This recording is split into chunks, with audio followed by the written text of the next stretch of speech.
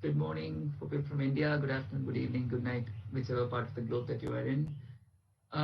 So today, as all the sessions, is very, very special to all of us. And the dedication of today's session is to the group called Poovulagan Nanbargal, who are very active in Tamil Nadu and in South India, who have been a constant supporter of Cuckoo conversations and also the Cuckoo movement, and also the other people who have been actively supporting and propelling us forward to have the conversations every day. So a big thanks to all the people out there. And today we have with us a mother of more than 20,000 children, if I'm not wrong, and a grandmother also of more than 200 plus children, if my research is right. So, and somebody who is celebrating her birthday tomorrow, and a very, very happy birthday to Sunitha from all the people from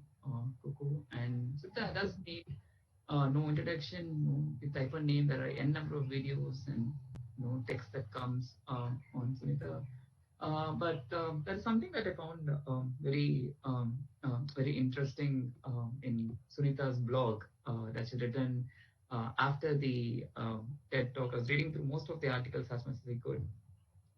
So that there's I see a lot of journey of transformation that started years, maybe decades ago, and to what Sunitha is right now today. And I felt the blog was very honestly written in all aspects. There's a sentence that says, I felt very insecure before the TED talk. I did not know where I placed myself in amongst so many people who are going to present their activity, and I do not have much of an experience, or nor have I done a great thing in my field. And then after the TED talk, I felt more relieved by all the love that I got. So that was something that I felt was was a very honest expression coming from somebody who was working on the field without a break for the past 2.5 to 3 decades completely. When I say without a break, I mean without a Sunday, without a holiday, without having to celebrate any festivals, and completely dedicated to the cause. So we're very happy to have Sunitha with us. So I'll give a small technical intro also to the other people who are joining fresh for the conversation for the first time. You will be seeing Sunitha's video mostly on your screen, or my video whenever I'm talking. If you right click on the video, if you're on a laptop, if you right click on the video, you will have an option called show controls. The second option from top. I'm talking on a Windows, and on Mac you just have to double click it, or I think it's the same thing on a Mac as well. And then if you hover over the video again with the mouse, then you will have a small full screen icon on your screen. So if you click on that, you'll be able to go full screen. So if you have any questions and answers to discuss, then all the questions will be taken at the end of the session. There's a small Q bar A tab on the side of your screen. So if you could type your questions in there, you will be able to. I'll be able to take the questions to Sunitha. So your audio and video is muted by default. Your audio and video will not be seen by anybody else. And the session is also recorded and will be available by tomorrow evening on the YouTube channel of Cuckoo for further reference. So that's the technical part, and I'll leave it to Sunitha to start and share experience. Thanks, Sunitha. Hi Kaushik, extremely happy to be on your platform. Sometime during the course of this conversation, you must also tell me why do you call yourself Cuckoo Conversations? I like the word cuckoo, but I will first answer to your question and then allow you to answer my question in the course of our conversation. Um, I've never, felt that I'm doing something for anybody, Kaushik, entire life, neither then nor now. Because what I do is something that gives me a huge amount of happiness, and I do because that's the only thing I want to do in my life. Meaning, it's not that I feel I want to give back or get back or anything like that, or I am in some kind of a gratitude mode. This is something that has bothered me from the very early age. which got more clarified over my teenage, on the direction I have to take. So I'm doing something that I immensely enjoy.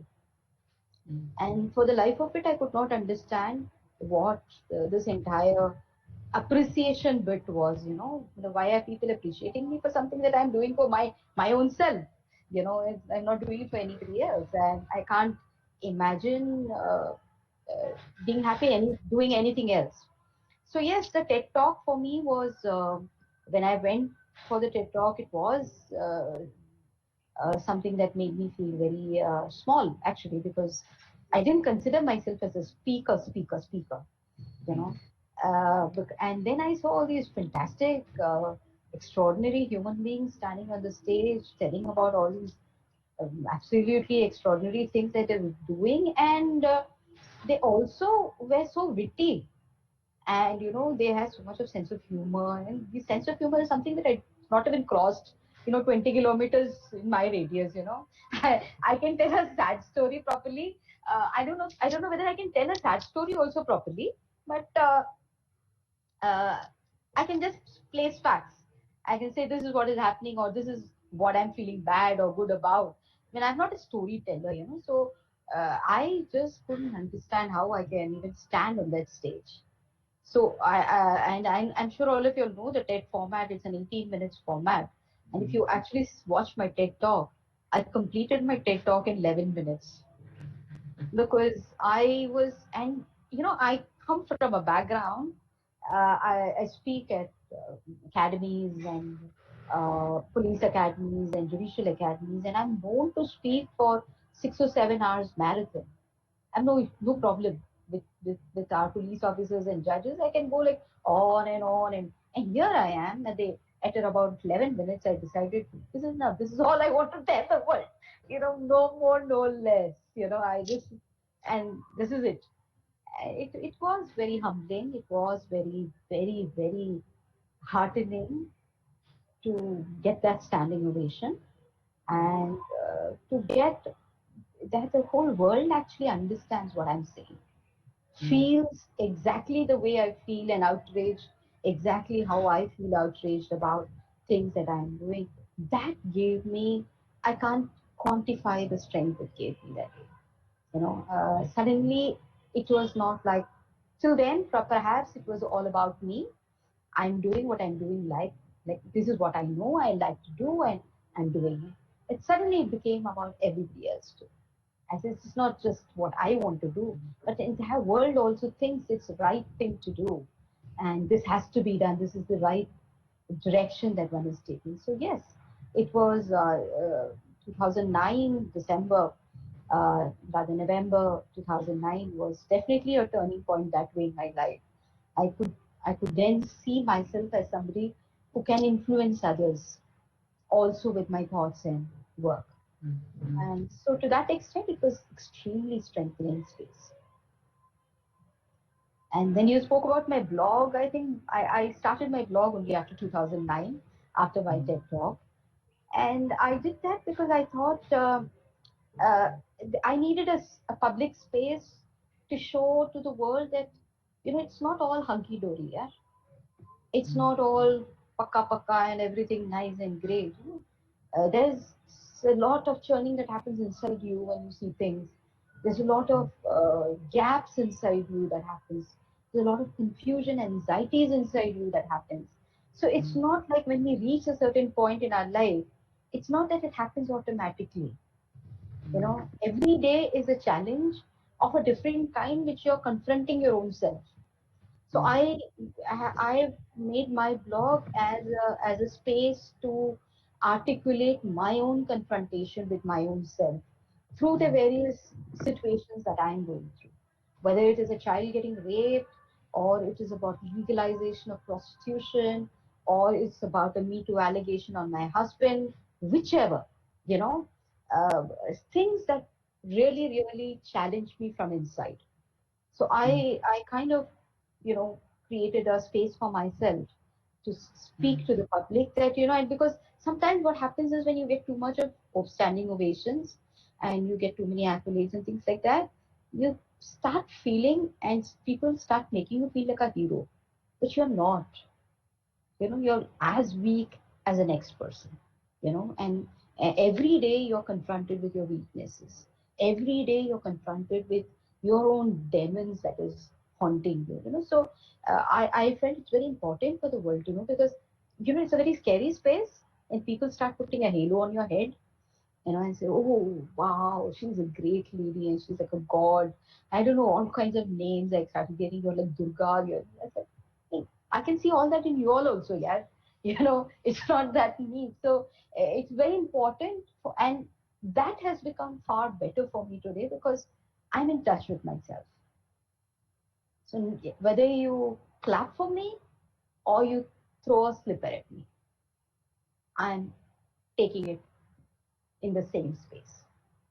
And that is what some of these public exposures in my life have helped me build for myself. A space of equanimity where I can handle, good and the bad at the same time. Because the end of the day, all these applause and accolades is something only that happens in conferences and seminars and speeches that you give. On a day-to-day basis, all that you get is brickbats and chappals every day. Yesterday, I was going through a habeas corpus in High Court, and they called me all kinds of names. I've kidnapped somebody the other day. I've done all kinds of things. Here's a child handed over to me by a court, and now I'm supposed to have kidnapped that same child from where? You know, and you have to listen to all that, because okay, the lawyer is doing his bit, so they will tell stories which suits them, but you have to listen to all that, right? You listen to people calling you human rights violator, you calling you all kinds of names, and then so that's an everyday occurrence for us. So while I have come to appreciate the spaces of applause, I have also become more strong to deal with the spaces of vilification and vindication.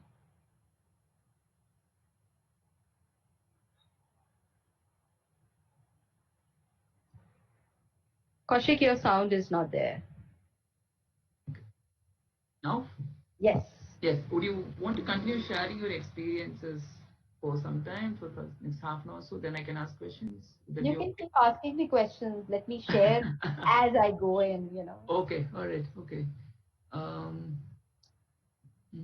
so the you said most of the trafficking cases all over the world, the main modus operandi is the grooming that is given, and the kind of emotional talk or the manipulation that happens with these children. Could you share a few words on that? Because the very generic understanding of that is that they are either kidnapped or it's other means, but it's very fresh to hear that it's actually an emotional manipulation that happens to these children. Could you share a few words on that?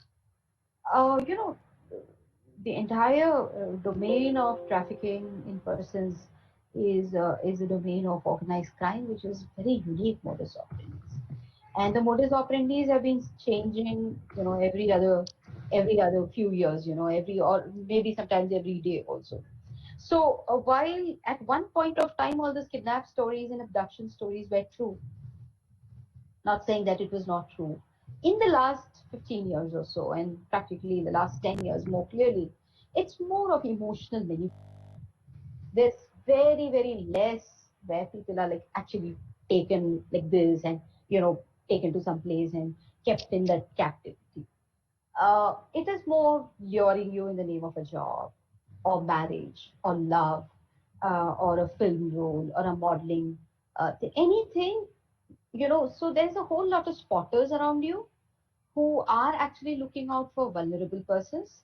So the spotters could be sitting on your online space, watching you, putting your selfies up there, and then Mhm. gauging you from those selfies, see what kind of person you are. And it's not very difficult actually. If you actually study selfies of human beings, it's very easy to make out who are the very, very insecure, lonely cunts. You know, and if you see their Facebook pages, you will very clearly see that they will not have any friends. They will have only their own selfies, everything like this, and who like that and who like that. It's only about them. There's nobody else around them. So there is a way you can profile people And in the similar kind of modus operandi on a very, you know, uh, uh, common spaces also, when your school, college, or in your neighborhood or in your village, where you say, oh, I'm fed up with my family, you know, my father is beating me up. I wish I get a job somewhere, or I wish I had, you know, one nice Greek Virudu in my life as my boyfriend. You know, she's got a boyfriend. I don't have a boyfriend. Now, these are all conversation that is which floats, and there are spotters watching that, and they use that to lure people. They use that to create a network of people. So, like if I give you one example, which happened couple of years back, this 14-year-old girl who actually, her mother is a single woman. Father abandoned them early and went. So it is well known in the village that she's a single woman living. You know, it's not like a secret. So if it's not great rocket science to figure out if there is a woman with a daughter staying in some place and she doesn't have a husband. And in a small village, it is such an easy news to happen. So um, uh, they were working day to day and managing their lives. And so this very known person, not a stranger, known person came and told the woman, hey, your daughter and you are struggling so much. I have great connections in the city and I'll get you a job there. So the mother actually happily and very happily, and the daughter more happily, actually said yes, and with great fanfare, you know, uh, fair bid farewell to this daughter. And when the girl was traveling with this woman en route, and as they were traveling, it was by chance that the girl heard a conversation that this lady was having on the phone to somebody, saying that this is a fresh person, you know, and the rate you're offering me is not enough. The girl became very alert. My God, something is going to happen to me. Next thing she does is she's not calling up her mother. She's calling up her boyfriend in the village. So she had a 21-year-old boyfriend in the village, saying something is going to happen to me. There's some big danger that I'm in. Can you come and rescue me? So this fellow comes and actually rescues her. She does not remember after that what happened to her. The next thing she sees herself is in Delhi, in a brothel. And brothel not in the red light area brothel, in an apartment. It took her 6 months to figure out that the woman and this boy were all of the same gang. And their modus operandi was simple in that village. First, they will try jobs. If that doesn't work out, even the love network also was maintained and kept ready. So if not this, if not that. So a different kinds of manipulation happens. And then what happens in these manipulations is, especially when it comes to love and marriage and things like that, a lot of incriminating materials are collected during the process itself, which makes it very difficult for the person to think of getting out, because they have a photograph, they have the videos, they have several things in their hand, holding on into their hand. So even if she wants to move out, it becomes very difficult. So practically across the country, you will not see anybody in captivity like captivity, you know but there is captivity because it's an emotional captivity. This person will not keep you under lock and key at all. This person can control you by the movement of your eyebrows. you know so the door is open and kept, but she will not go outside, because she knows if she does any antics, all these things will reach back her hometown or village. Because all the people who are spotting are not coming from the city. They are people in the same area who know her mother, who know her father, who know her. You know, so that is a whole, different kinds of thing that happen. So as I'm giving you examples from very poor backgrounds, I think it's also very important to understand that today, especially in the last 5 years or so, it is not just the poor who are vulnerable to be trafficked. Even the middle class or of the upper middle class who are emotionally vulnerable, because it's the emotional manipulation that happens. So I have known several young girls between the age of 14 and 16 who have been trapped through the messenger, you know, trapped into a situation on online sex trafficking. And so much so that the range of online sex trafficking is like this to this. Like there is a particular point in the spectrum where you say there is no penetration at all. There is no physical person at all. You are made to, remove your clothes, you are made to masturbate, and you're allowing your videos to be taken, and those videos are then being, supplied in the porn websites and porn market, you know. So there is sexual exploitation, but there is no physical person involved.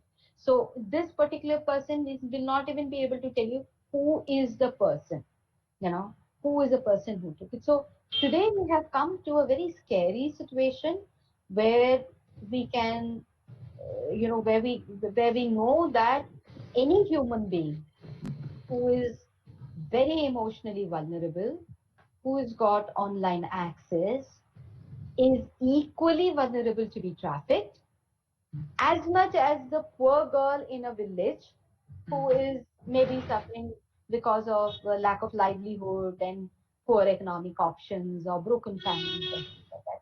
So, who is not vulnerable? I don't know. Whether my child is not vulnerable, I don't think so. You know, and that is why it's very important for us to have these conversations with everybody. So it's not about I want to help traffic persons. It's about I want to help myself. So now, how do I engage with my own children? How do I make them make sure that they are safe and protected from predators on the virtual space to start with, or in a physical space to, in different domains. So trafficking today has reached frightening proportions, more clandestine, more the enemy is not seen at all. Uh, Still, there is a network. So it does not happen by individuals. It happens by several people, but you can't track them. You know, there was a time, like say, even 5, 6 years back, even now for that matter, because the traditional forms of trafficking have not been ruled out, where you can actually, map from so and so source to so and so destination. So if say Chennai, from Chennai to Bangalore, or Chennai to Delhi, or Chennai from one point or Kambakam to some other place, who are the chain of people you can point, you can actually make a map out of it. But today you can't, you know. There are also a whole world of trafficking where you can't point, because the victim will not even know the first person. You know, hundreds and thousands of girls that I've been dealing with from Jharkhand, they have only one WhatsApp number. You know, हमको WhatsApp में message आया था. What is the message? You know, you don't need to work much. You get 20,000 rupees salary. You don't need any qualification. And these are messages all of us get. You know, do you want to earn 20,000 a month or 50,000 a month? You know, send. And you don't need any certificates for that and things like that. So just, this person, one decoy operation that we were doing in Jharkhand, where this trafficker tells this very very sweet, I have brought the data of all this place. I've got 75,000 data of the people in this area. हमको bulk messages भेजते हैं. We send bulk messages to everybody. और यहाँ पे तो somebody or other will call us back. So where do we have to come? Where do we have to register? So it is so easy, especially, and now with all this lockdown and COVID and everything, I can't even imagine the kind of trafficking that is going to increase, as we ease out, because the vulnerable will be more vulnerable because of the economic devastation that we are going through. Mm. And it will be so much more easier now to, track somebody and say, okay, no certificates required, nothing required. You can earn 15,000, 20,000, or 50,000, weekly. All that you need to do is call me back, and I'll tell you where to come. So the enemy is becoming more invisible. The networks are becoming very strong, and the enforcement mechanism is still yet to build their capacity to deal with all this. Oh. Could you also tell a few words about your Swaraksha campaign, which was led by more than 60-70% of survivors, as most of your campaigns are? And there were also about more than 40 to 50 traffickers who had come out and acknowledged. Is still a few words about that? Suraksha is an ongoing campaign. It started in late 2017 as a movement. Went on to the 3 states. We covered 1 million people directly, where the survivors led the movement. Went district to district, giving their testimony, sharing what happened to them. It was one of the very unique movement with the support of U.S. Consulate of Hyderabad that we had done. What is very unique about it was, the entire movement was in every way a huge collaborative movement. The government, the police, the judiciary, the legal services, the civil society, all of us were one unit. So that was one side of the strength. The other side of the strength was the sense of people coming together to listen to this, and it kind of spent like word of mouth.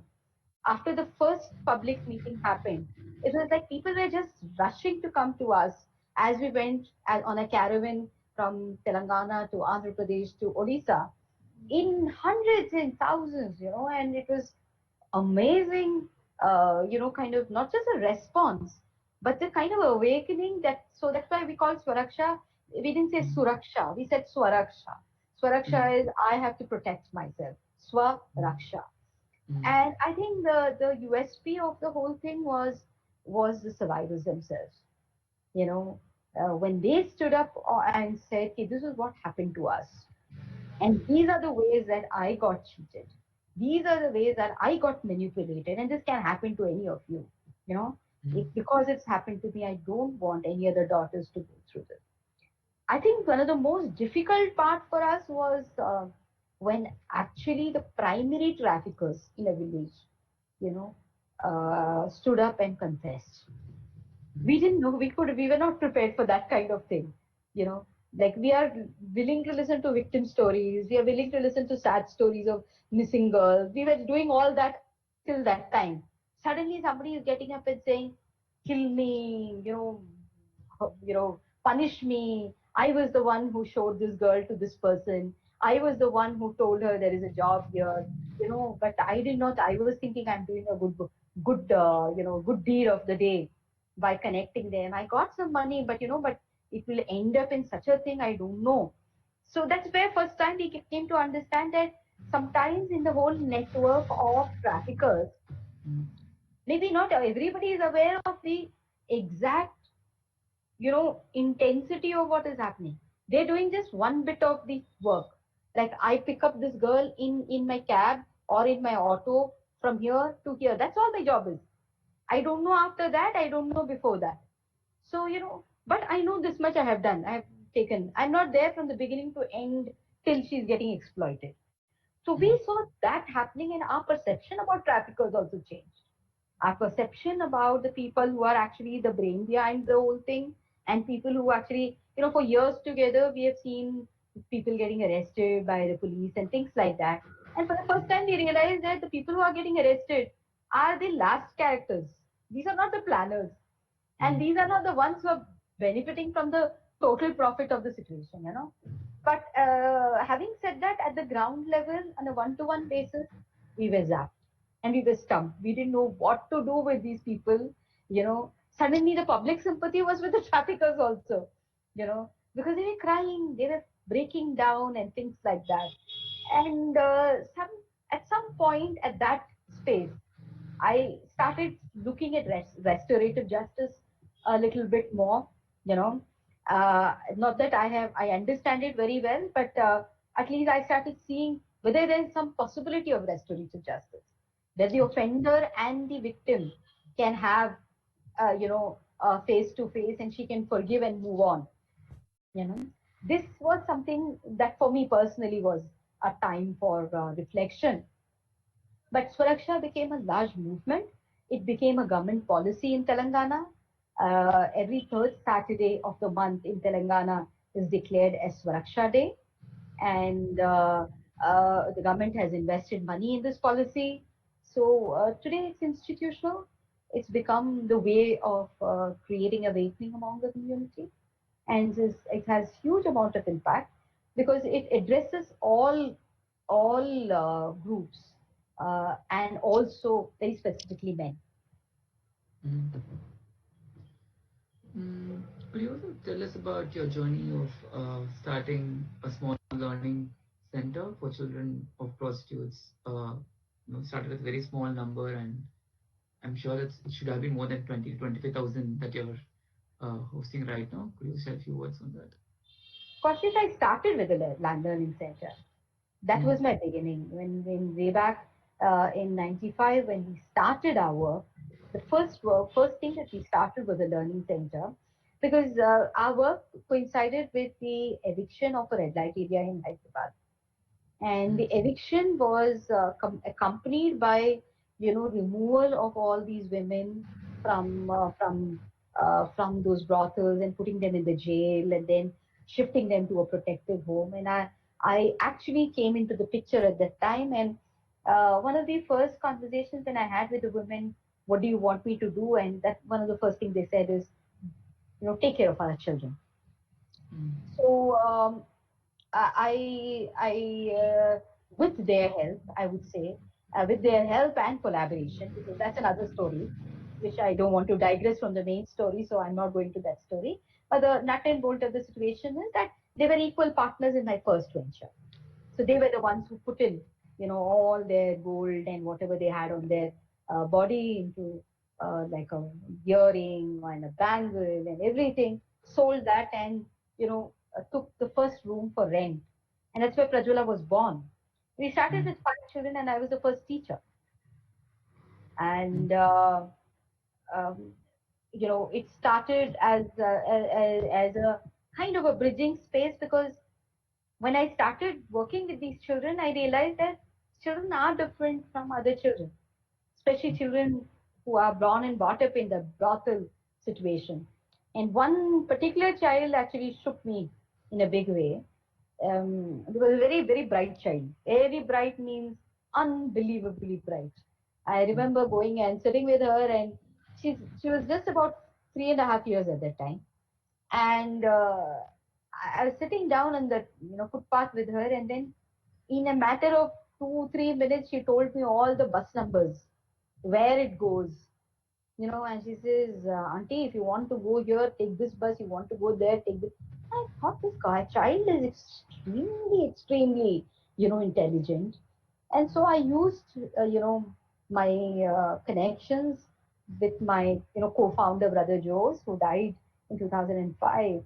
He was a missionary. He was from the Catholic missionary group, and so he had contacts with a lot of schools. So I spoke to him. I said, we have to do something for this child. Meaning, I don't want to destroy this child's life by putting her in my chota mota five member wala school. I want to put her in a good school because she's just 3.5. If she could be trained, she could be, really reaching heights. So we got her into a convent school, and in a boarding school, and apparently, and it's run by sisters.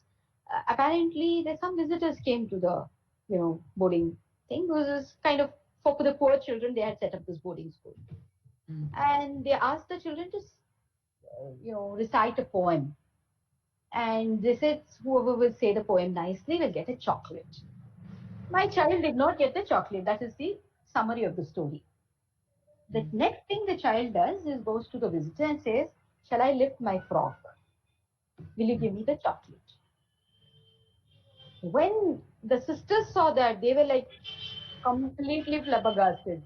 They would call me, Madam, this girl is horrible. She's lifting her frock before the visitors, and it took me a while to, understand that this is what the children have seen every day in their lives. They're under the mother's bed. On top of the bed is the mother. Every time lifting her sari, she gets money. So the child connects these two things, saying that if you lift your sari, you will get money. So if I lift my frock, I should get some money, you know, or some, Mm. some gift or some kind. And that's how the idea of the learning center as a psychological healing space, as a pedagogic, learning space in terms of getting the pedagogic skills as a life skills space started. And it's kind of a bridging space where we train the children to get into mainstream education. So we are in between mainstream education and these children, preparing them. So from the time we started, I'm sorry we didn't reach 20,000 and all. These are big, big numbers. I don't know when I will reach. So far we have, reached around 11,000 children, and but we have rescued from prostitution around 23,000, and of which close to 11,000 are children themselves. And the youngest child that we have rescued from prostitution in hardcore prostitution is around 3.5 years old. So there are children of women in prostitution, and there are children in prostitution. So and we have dealt with both. So the children in prostitution, we have had the unfortunate experiences of seeing very little ones who have been raped. So there is a whole world of people who want to have sex with children. They have no problem paying any amount of money to mm, have sex with a 3-year-old child or a 4-year-old child or a 5-year-old child. In their mind, they might be feeling, "Ki I'm at least not raping the child, because I've paid for it. You know, mm, mm, I'm actually properly buying the child and all that stuff." So, you know, the learning centers for us is our, fundamental ground, our foundation for all the Prajwala interventions that came out. mm, We started with a learning center, moved on to rescue. From rescue, we've moved on to rehabilitation. So we are not a project-based organization. We are a need-based organization. So it's only in the learning center when we started, and then when we started having conversations with the mothers, and then started questioning them. When you have your children in the school, and children as young as your children are standing on the queue to prostitute, how do you feel? That's when some of the women started giving information, and maybe they gave information perhaps also to think that they wanted to reduce the competition, but perhaps also sometimes because they were genuinely feeling guilty. But whatever is the reason, they started giving us information, and that's how the rescue work began. And when the rescue work began, we did not automatically start homes. We first collaborated with all kinds of characters, orphanages, homes, and all that stuff. uh, until one day, one of the child that I put in one of the places actually asked me, "Why did you bring me from one hell and thrown me in another hell?" And then that's when I realized that people who don't know how to deal with these children, they have this construct: the child means this, this, this. But here is a child who is already sexualized. She knows what is sex. She knows everything about adult relationship. Her language has changed. Her body language has changed. Her whole understanding about man-woman relationship has changed. She's just 6 years old, but she knows many things. You know, she knows how to touch. She knows how to touch you. She knows how to touch herself. So mm, this untrained people don't know how to deal with this. So then they become very moralistic and says, "Your child is spoiling all our other children. She's mm, teaching them." So I realized that I'm actually damaging these people more by putting them in places which is untrained. mm, Coming to that, I was also not trained. Although I have a master's in social work, I was also not trained for the specific how to do this kind of thing. But the only thing was, at least I was only doing for them and not bringing any other normal categories of children. So I was forced to set up my own home. I remember at that time we went around begging for linen, begging for all kinds of things. So hotels give us your old bed sheets and all that stuff. Hundreds of people, chota, small support they gave us, and helped us start things. So the organization just evolved as we went. So the last 23 years journey is a journey of evolution, step by step, step by step, step by. When we got into rehabilitation, we understood child victim is different from an adult victim. So we can't keep them together. So we have to separate them, have separate facilities for them, separate approaches for them, and separate way to, even policy wise, look at them. Then after going through a certain whole whole journey of doing all this, when we started understanding the problem clearly, that is when we thought about getting to community awakening. Because the damage that we saw, we felt this should not happen to any human being. So we did not start with prevention like many others start. Like we did not start with awareness program. We came into awareness program more than 7 years after we started.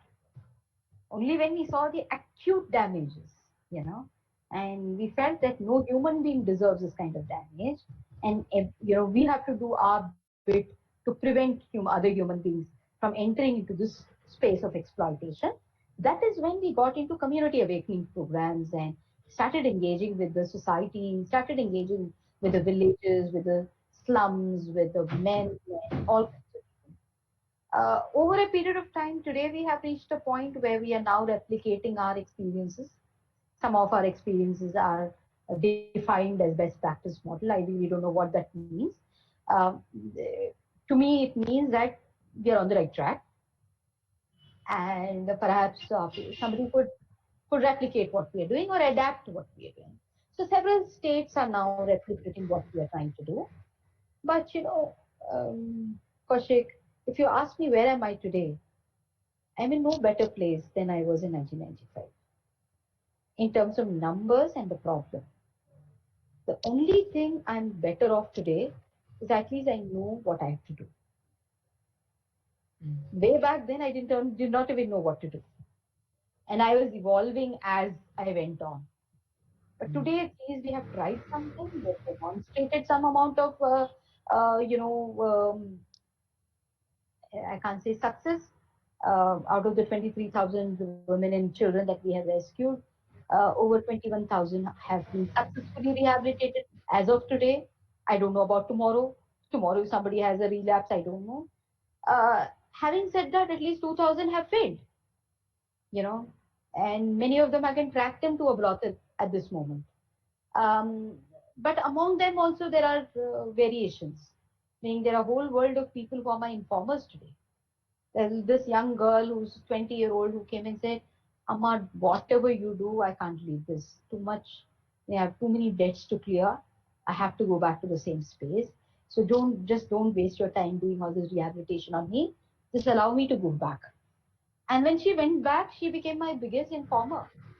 Any new girl who comes, she would be the first person to inform us and say, hey, there's a young person here. And similarly, a huge number of clients and customers became our informers, you know, giving us information about where things are happening. So even in our failures, there has been certain positivity. And in every of our failure, it is also a realization that whatever we are doing is not perfect.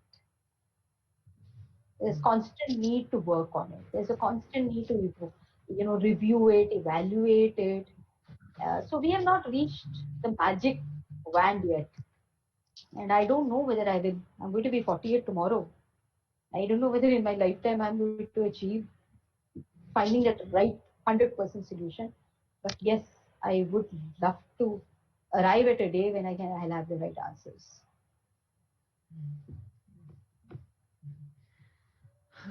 There are two, three people who have asked this question. You also go barefoot for a certain period of the year, so they want to understand why, when, and why you do I it. I do it every year for once a month, one month every year, and it's my time for reflection. It's my time for so which essentially means that every year I review and evaluate myself for 1 month. Where am I going? How am I going? Is this the right way that I'm going? And during that phase, I feel there is a deep need for me to connect to Mother Earth. Very deep needs, because I feel that and I think maybe the fear is that if I look deep into myself, I will see too many gaps, which will frighten and scare me, and I will not be able to even stand properly. So I'm kind of trying to get my strength to, kind of keep me grounded for some time. And walking barefoot, For me, I don't know, for others, gives me that strength. When I walk barefoot everywhere, I have walked barefoot in, across India, across the world during that 1 month that I walk.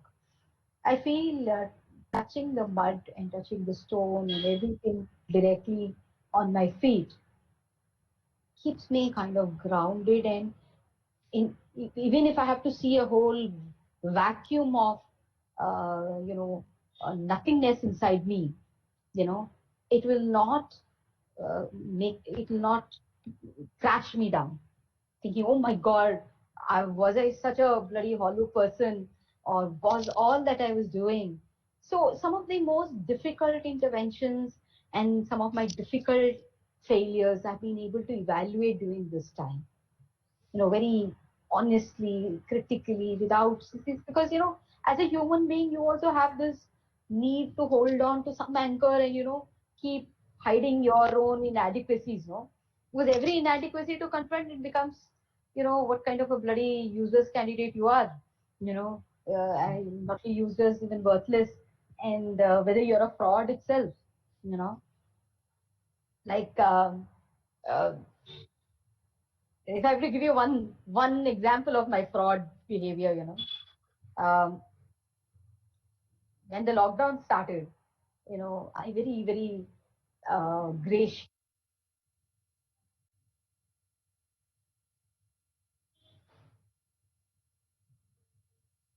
because it's a practice in Prajwala for all the children, for all the girls, or the staff, and they've been doing this for years. I've never stopped them from doing it.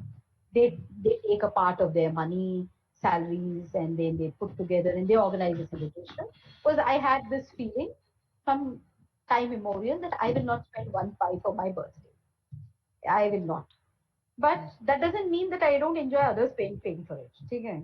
So all my staff will all put in all the money and have a grand celebration for me. And invariably, I will get some gold and all that as gift for that.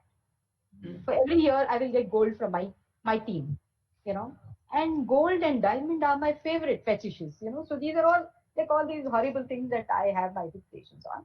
So I very nobly told, very nobly told my, everybody should, this is a time that I want you all not to think about those things, and please give up on giving, my birthday celebration. That money that you thought that you want to give it to me, please, you know, take care of 5 families. So all of them beautifully did that. Now, with this, if I was a saint, I should have been happy here. I'm sitting in my house and telling my husband, this year no celebration birthday. I'm feeling actually bad. And my husband gives me that dirty look. He says, "You are such a bloody fraud, yeah. You. At one end, you want to look and sound so noble and all. Actually, you're not. You want." I said, "Nee, yaar, all those gifts and all. And gifts include gold, diamond, but most importantly, mangoes. You know, every year, and mango is like my life. And I'm thinking now nobody's going to give me mangoes tomorrow. This is not done, and I'm actually feeling very sad. I'm giving you just one very simple example of how what a hypocritical person I can be. On the face of it, I'm saying do this. In the heart of hearts, I want it. You know, so sometimes such hypocrisy um, in real different things, could make you feel like a complete deceptive person.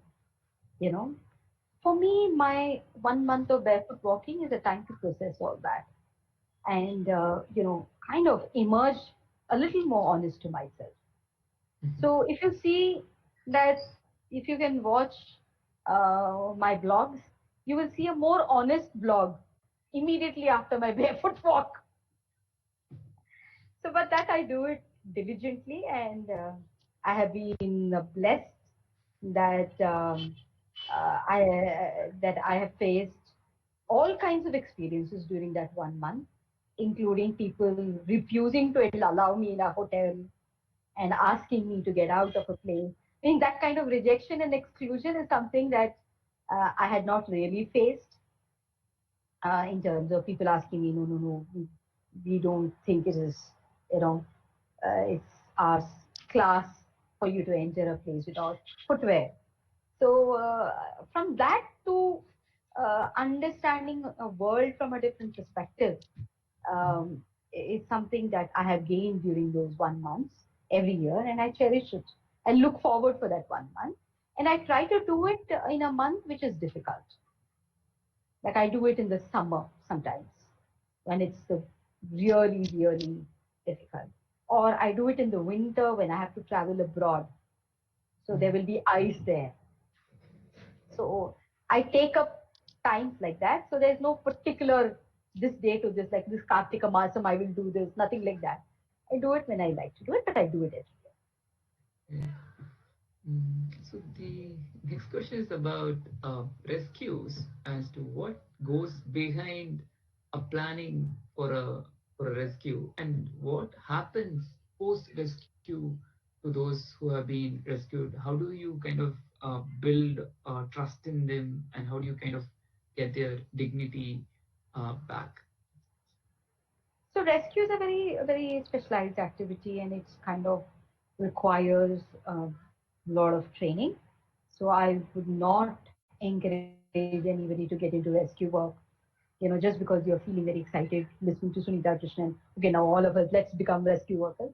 Don't become, please. It's a very specialized activity, and it's the enforcement agencies who have the right kind of skills. So your job is basically to assist the enforcement agency and not become the rescuer yourself. So every time we say we are rescuing, it automatically means the police is rescuing, we have assisted in the rescue. But our role as a civil society would be perhaps starting from gathering the information and then a whole lot of exercises on verifying and validating the information, which is very tough. So that requires several techniques. Not all of the techniques I will talk about because there are also confidentiality protocols, but broad techniques involve from decoy operations to, actually because sometimes people give you an information to actually trap you also. So it could be a trap and you can just fall into that and actually lose your life. So it's very important for us to get to know what exactly, who exactly is being trafficked, who are the people behind it. And sometimes for the actual rescue to happen, you need to know, from where all the person can escape. So there has to be a recce of the insides of that location. Where are the escape points where you can exit? Because it has to be done quickly. So once the information is validated and verified, you give it to the concerned police officer. Usually in India, in all the states and all the districts, you have an anti-human trafficking unit. Practically, many of them are non-functional, but the ones who are functional, please make use of them. Give them the information, and they plan out the rescue. And if you are a good NGO and if you're a very potentially legitimate, credible organization, they may also actually involve you in the whole process of planning. Uh, Many times they don't do it because civil society organizations, we will not know next minute you will have in a Facebook live saying that, oh, I'm going in a rescue, and we don't know all kinds of creatures come out nowadays. So it's police also have a lot of trust issues. So understand that. Um, uh, the actual rescue is a very James Bond is activity. It's a very adventurous activity. It's time bound. You can't do it forever. It has to start and finish as quickly as possible because usually information does leak out towards the end. At least last 10 minutes of information will leak out invariably.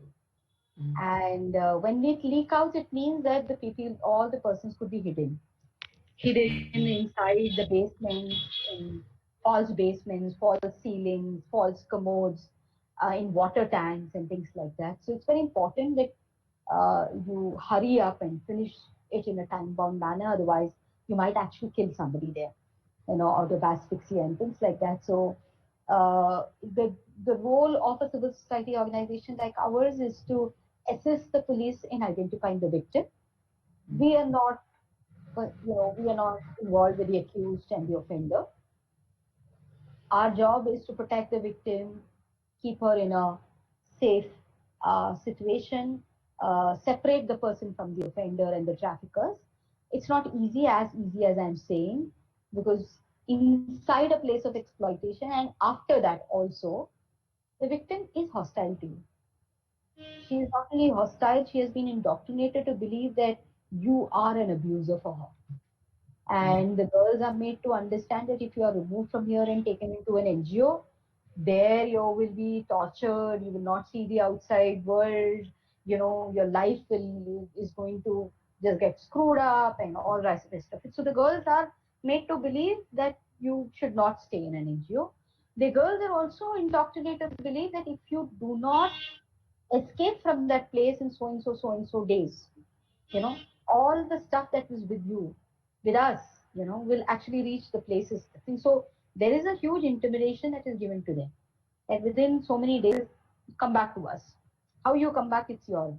So when you actually get into a rescue, you're not going to a group which actually looks at you as a savior. You're going to a group which actually looks at you as a bloody abuser and slaps you, spits at you, tries to run away from you. And so it may look like some big human rights violation where you're actually, forcing people to come out with you. They don't want to come out with you. And that cycle of hostility and aggression continues post rescue. And so post-rescue, after the legal procedures are over, which includes getting a 161 statement recorded in the police station, medical examination, producing before the court, and then through a court order, only the girl is put in a home. And it's very important for people to understand that I don't rescue and bring the person into my house like that. I can't, you know. It's only a court which can give a direction that the child will be kept or the woman will be kept in my shelter. It's only through a court order that I can keep a person in my home. I don't have any rights whatsoever or any power whatsoever to just go and ad hocly pick up some 10 girls and say, okay, all of them, I'll keep them in my home and I have to fill my home with people. So the entry and admission of a person in our protective home is by court order, and the exit, the release of a person from a protective home is also through a court order. So the role of NGO is neither in the admission or in the exit. And I hope people understand that very, very clearly. So when you bring them to your home through a court order, you're facing with two major challenges. The challenge of this human being who doesn't want to be in your place. So she is doing everything under sun to make life hell for you. And the challenge of a whole kinds of characters outside your home who want to take her out from here. So there's a whole bunch of characters standing in the court. I'm the father, I'm the mother, I'm the uncle, I'm the husband, I'm the brother, I'm that. All kinds of Russian cards, all kinds of other cards, everything. All kinds of characters beating up our staff, perhaps sometimes. And it could be just walking on the corridor, somebody just pushing and going off. And then they will say 100 times, humble, humble, sorry and all. Oh, sorry, sorry, sorry. You very clearly know that it was a deliberate hit. It was not so sorry and it was not an accidental hit and all that stuff. So you go through this, it takes a huge amount of time for this person, because the person, apart from the indoctrination that the trafficker has gone through, has their own baggage also to deal with. Because when you are in prostitution, you can't prostitute without alcohol. Impossible. You can't sleep with 10 men a day without being intoxicated, you know. And 10 men doing 10 different kinds of things on your body, you a sane person cannot, in your sanity, you can't handle that. So it becomes like a kind of a occupational hazard, that I drink, I take drugs, I do everything so that I can just survive here, you know. So you're also dealing with a person who might be going through a withdrawal symptoms because she's not getting her alcohol and drugs. You may also dealing with a person who's not only emotionally traumatized, she's got a huge amount of psychological disturbances because of all the initial rape and all the violence that she has gone through. You're also dealing with a person who might be physically sick. She could be having several sexually transmitted infections, HIV, AIDS, traumatic brain injuries, um, reproductive tract infections, cervical damages, all kinds of things, untreated illnesses. So this is the baggage with which she comes with. So there's a physical baggage, there's an emotional baggage, there's a psychological baggage, and then there is this bloody baggage of the traffickers outside. So we have to fight it from every level, you know. So when people talk, you know, from this shelter, girls ran away, and we are very easy to judge the shelter. Oh, the conditions of the shelter must be very bad, that's why they ran away. Sometimes it's not like that. Even the best of conditions. If you see my shelter homes, I would rate it as a middle class house. I will not call it as a resort. It looks like a resort from outside, but the inside the facilities will be the facilities I have in my own house, you know, for the girls. Yet somebody would try to run away, you know, because there are other compulsions, right? And to deal with and make them, uh, you know, come into a point where they first accept that they are victims. Here is a person who does not even accept that she's a victim. So here's a 14-year-old girl who's asking me, it's my body. I want to sell it. What's your problem? You know, this is my right to sell my body. This is what she's been told. So from a child to an adult, you have the same kind of dialogues. You know, you know, we are doing it because of our free will and everything. From that point to the point she says, yes, I have been victimized. I have been exploited. It takes a whole long time, and sometimes around 3 to 3.5 months. It's only when they actually acknowledge that they are victims that we can start helping them. Otherwise, till that time, I don't need your help, right? You know, I don't need anything that you do. When will I leave this place? When will I go? It's only when the person acknowledges that she's a victim, and that's when the stories come. You know, oh, how she was cheated, how she was duped, how she was lured, where all she was taken, what all happened. And that's why one of the reasons that we tell the police, please don't take your 164 statement for a certain period of time till the trauma care and healing does not happen. You know, once that happens, the girl will be in a position to tell you more things. You know, from the time that the victim accepts that she's a victim, for her to become a survivor, then is a, a little more longer journey, which is self-driven. Okay, so victim and survivor are two faces in the same person's life. You know, it's not about semantics and the right-based semantics. Today, I am a victim, but I'm not a victim my entire life yet. A day comes and when I will become a survivor. You know, a day comes when I will even go beyond being a survivor and become a, you know, uh, a very, very reintegrated person myself who can deal and cope with any situation. So this entire process and journey is a lengthy one. So it's foolish to think that today you remove somebody from a brothel, tomorrow you hand them over to their families, everything will become hunky dory. It doesn't become. It's just relocation of exploitation. You know. So you need to understand that between the exploitation and reintegration, there's a whole phase of rehabilitation, which has to be done in a space which is non-intrusive, safe, and non-threatening. There cannot be negative influences coming in that space. And that is why there is a need for protective homes, which creates a platform for a non-threatening safe space for people to heal and build their coping skills to deal with the society. End of the day, they have to all go back to the society.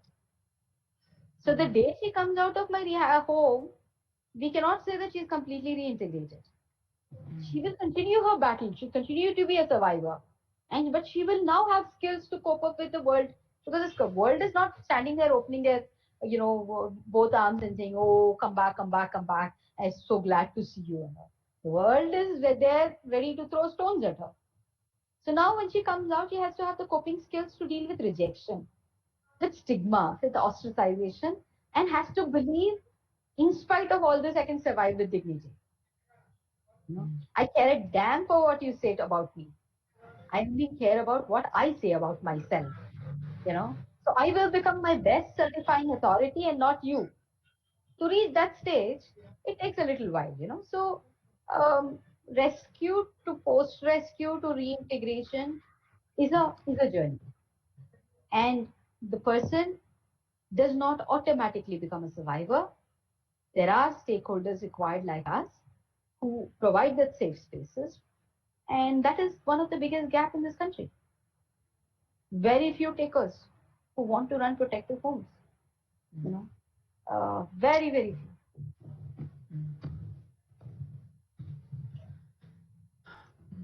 So, mm, next question is, you have been after you started you organization, you have been assaulted a number of times, and you have been receiving death threats, very casual death threats almost all the time, and you also survived a poison attack and an acid attack.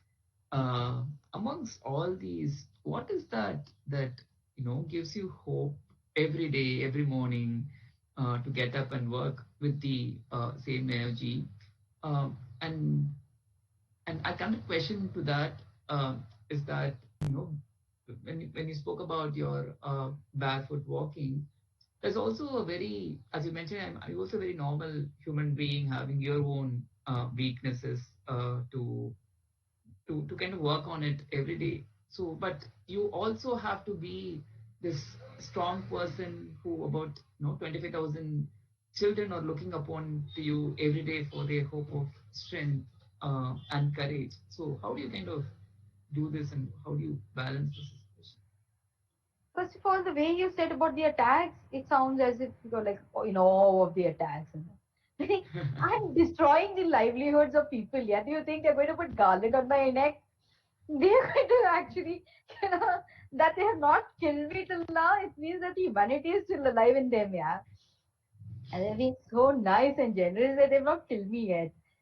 They've just, kind of given me some damages to remind me that, and tell me in the several ways that you're not, you're really hurting us, and this is hurting us in a big way, and please don't do this, you know. So I would be seriously at a loss if I had not been beaten up. Meaning, I would not know what to do in my life if I was not threatened and attacked. I will start seriously challenging whether I'm doing the right thing at all. So one of the things that drives me every day is all these attacks. They are my motivation because every time I am attacked, every time I am assaulted, I know I am on the right track. That is my Padma Shri. That's my Bharat Ratna because that is what is the validation of my work. See, if I am destroying the livelihood of an organized criminal syndicate and they were happy and gay, leaving me, allowing me to live happily ever after, that means I'm not doing it right. So what keeps me going? My assaults keep me going, you know.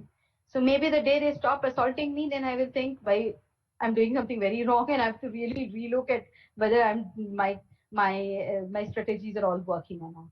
But that apart, uh, that's one part of the story. I say it very interestingly, nicely, but at the age of 48, I'm not feeling very good about it because, the collateral damages that you face as you're growing old because you were beaten up when you were 20 and 21 and 22. Now your back is not so good. You have eternal backaches. You can't hear. All these things are not such great things, So I would love them to beat me up, but not damage me like this, like beat me in a way that it does not spoil my hearing or spoil my spinal cord or something like that. It's fine. Having said that, what drives me uh, more than my assaults is the smile on the faces of the children that I serve and the girls that I serve, because for me they are incredibly inspiring, and I'm blessed to see it every day. I keep thinking, I survived gang rape myself, uh, practically more than 33 years back. And, you know, so much of resentment, anger, cynicism, so much of anger directed towards the world that I have gone through and I'm still going through. That anger is never gone.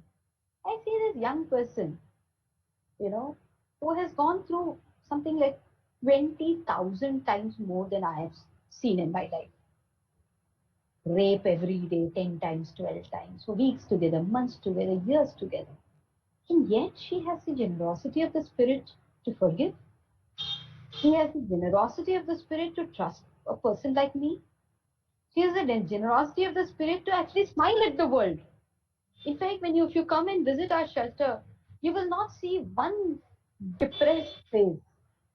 And you'll actually question if Sunitha was saying all about this trauma and all this, where is it? You see a whole bunch of human beings who are so lively and they're happy and they want to make you happy and they're so full of, when this lockdown happened, one of the first things that my girls did was say, we are feeling so safe because we are in a safe place. We're getting 3 meals a day. Our families are starving, but we are taken care of. Is there a way that we can give back to the society? And they made, masks like this. I don't know whether you can see it, You you can, know, can, yeah. 35,000 masks and gave it to the health department, police department, and things like that. And people who have everything don't do this kind of things, yeah. You have never been bloody raped or, have gone through any problems in your life in that proportion. But still, you don't feel like sharing even one small bit of your salary to anybody. Here is a person who has lost everything, yet wants to give back to the society. A society which has rejected her, stigmatized her, ostracized her, troubled her, called her all kinds of names. She is famous with all the abusive names that in every language which we can imagine. Yet she is able to generously forgive everybody and do good to the same bloody society. That for me, is the most amazing miracle that I see every day in my life. What more do you need to? I mean, I see God every day. I see God in their smiles, and if that cannot keep a human being going on, I don't know what can. Mm.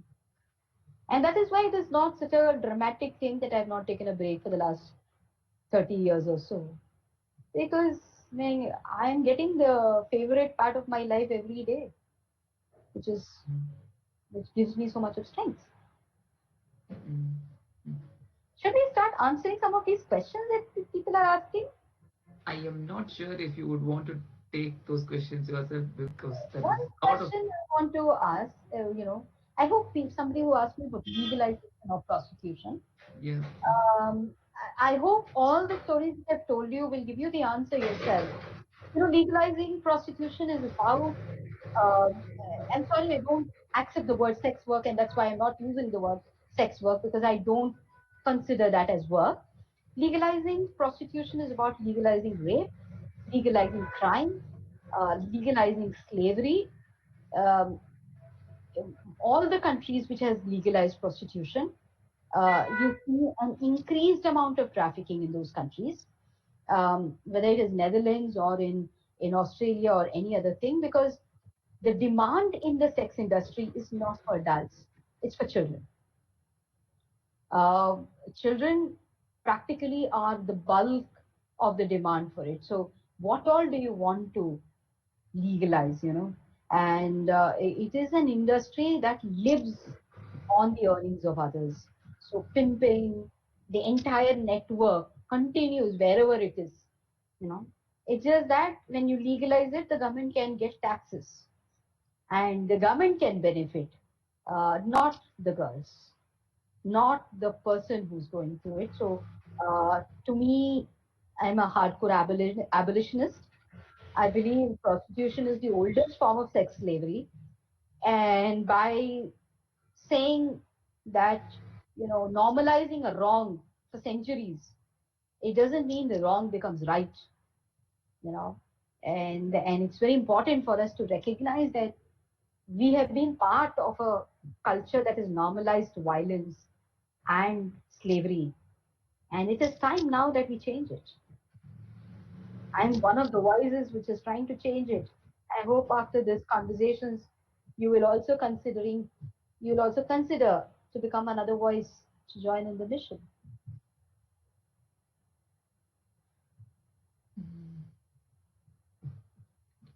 Maybe share. some other questions, I don't know. Okay, good. I can share the rest of the questions myself. A few questions that I'm getting through other mediums as well, so I will share those questions Yeah. as well. Please, please, please. Yes. All right. So, um, so you are, because the answer to the previous questions to that, you put it very simply saying, ये तो होता है, they keep attacking. That's what gives me strength. But as an outsider, when you actually hear to your talks and read stories about a shelter being burned, which is actually a lot of hard work to build a shelter up. Somebody coming and ransacking shelter, or somebody even coming into a shelter as victims to actually kind of change the mind of the girls and kind of help them evict. Um, I kind of understand that you say, no, this happened. That's what gives me strength. But what is that you actually kind of go through when it actually happens? When you put in so much effort, though that's the only thing that makes you happy, and you're doing it because that's the thing that makes you happy. Uh, when these times of despair that happens, what is that keeps you pushing forward is something that we are still trying to understand as very normal human beings here. Kaushik, whenever the attack has been on me, I have had it, I have enjoyed it. But I have had very traumatizing times when the attack is directed towards my children, my shelters, and things like that. That's very traumatizing. Very traumatizing because internally you crash, yes. Internally you crash in a very, very big way because, uh, you know, with so much of difficulty and so much of effort and pain and struggle, you created a safe space. You believe it's a safe space. And you're telling your children and your girls a million times, this is a safe space for you. You can comfortably heal and come out, and there's nobody who can touch you here. I promise you, you know, I promise you that outside world will not get to you till you're not ready for it. And then when the same damn place gets unsafe, you know, when traffickers infiltrated into your organization, female traffickers posing as victims, and they attack you from victim in such horrific ways. I still remember, you know, the attack that you spoke about when they tried to burn down our shelter. These women were perfectly normal till evening. They were playing kabaddi and everything. It's not like they said some grievance, you know, and we had not done it, or there was something that we had not. Evening, and we have CCTV footages till the evening where all of them are playing happily, gloriously, dancing away. After 9:30 in the night, they locked our stuff and raided our kitchen, took out the oil, threw oil on the walls, and it kills you actually because suddenly you become such a bloody joker. You know, you become a liar in your own eyes. And practically most of the attacks that have happened inside my shelter, been three attacks. Throughout that time, I have sat there, except for once when I was in New York. Otherwise, the other two, I was, as soon as it happened, till the children and girls did not start feeling safe for 4 days, 5 days, I sat there without going even to my room to change or anything, the same clothes. I think those times have been very, very difficult. You feel like a fraud, you feel like a failure, you crash land from every end. Then there's a whole world of people outside the organization, no? There are lobbies who don't want you, there are organizations don't want you, all of them attacking you. Oh, something must have gone wrong with her. There must be something wrong inside. Now, what is wrong inside? Meaning the best of everything that we try to provide here. Say, there must be something wrong. That is why there was an attack in retaliation, protesting the poor conditions in the home. you don't know whom all to defend yourself. You don't even want to defend yourself finally, because the entire weight of restoring back the sense of safety in your own children and girls is so high that I really don't have time to go around bloody defending and telling the world, ki, no, no, no, no, I did everything right. In spite of that, who are these people? Please find their criminal antecedents, you know. And when you also know that some of these girls who are infiltrators have been one-time victims, they have graduated and promoted to the state of being a trafficker now. But maybe many years back, they could have been a victim. What do you explain to the world? So you have a whole world of things because any such attacks is reported.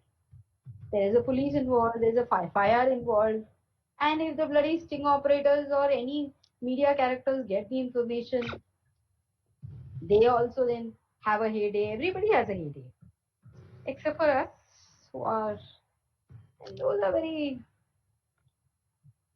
what do I say? I will not want even my enemy to go through that.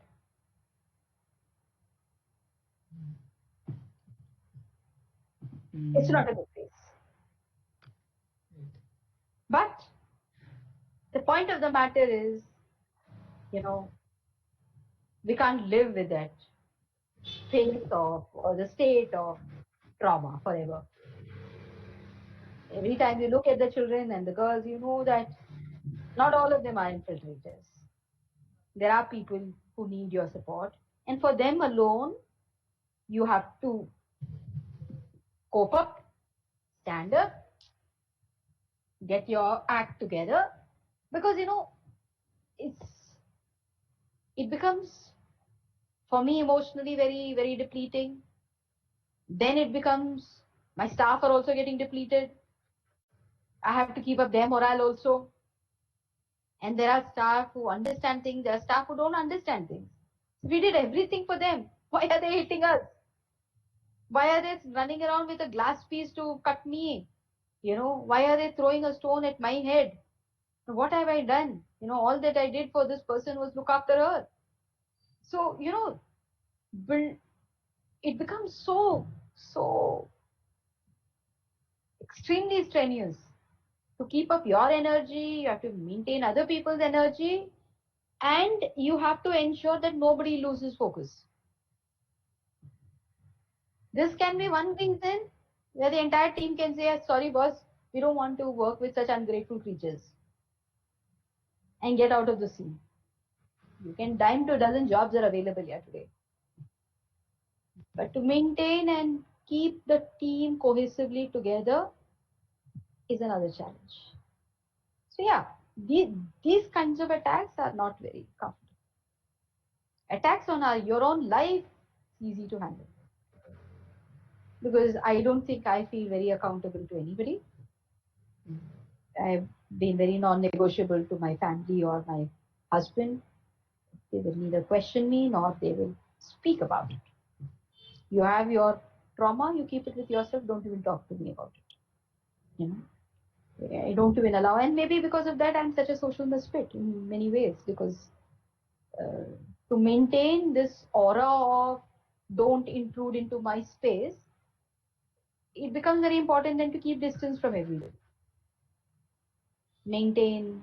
So I don't have a social life. I don't have a very relatives, that kind of social network or relative network or things like that because that is more suitable for this kind of work.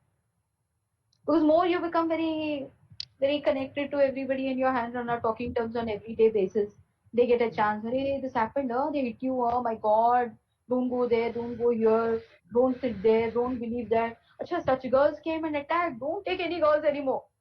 Now from now on, don't take, you know, all kinds. And then already there is a bloody, perception about victims in the society. You are so damn scared to open your bloody mouth, thinking that people will form judgments about everybody. Then, because all of us are rushing towards forming judgments now. We just need a chance.